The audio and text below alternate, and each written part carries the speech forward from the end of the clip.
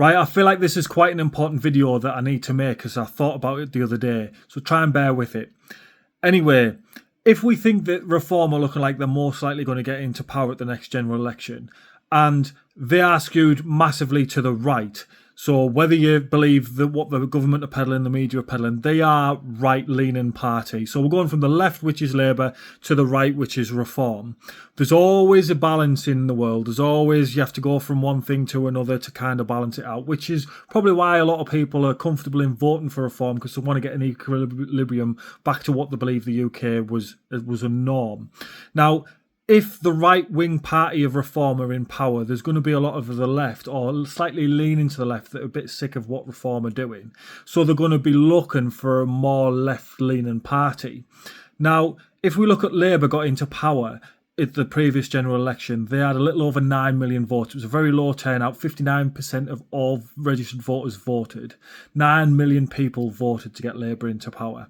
Now, if we look at the 2021 census, there's 4 million Muslims in the UK. And in 2025, that's expected to rise between 6 and 7 million Muslims in the UK. So what is the possibility? I imagine it being very, very high that we will possibly have a Muslim party at the next general election. Not the next one, but the one after that, after Reform get in. So if we have a Muslim party that's standing with a possibility of having at least 7 to 8 million people who are going to back it, plus the other 60 odd million people that live in the UK at the time, there's a very, very high possibility that they're going to have a very, very large following. Also bearing in mind that there's lots of positions of power in the UK now that are held by Muslim people.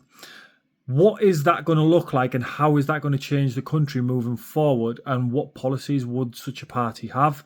What laws would they bring in, and how would they change the future of the country? It's quite an interesting conversation to have. So when a lot of people are kind of asking for Reform to get in because they want to change the political system, we have to be comfortable in the fact that it will change the political system moving forward. If it breaks the political two-party horse race that we've had in the past, it's pretty much been locked in between the two parties. I know Lib Dems had a hung parliament with the Tories a couple of years ago. We have to be accepting that other parties are going to come in and try and muscle in, and when you go to one end of the extreme, there's always another end of the extreme that kind of starts creeping in to try and balance things out. So moving forward, it's going to be massively interesting to see what other wildcard parties and what other parties sort of come out of the sort of woodwork kind of thing, like Reform have. They've kind of surged out of absolutely nowhere to a following that's quite substantial.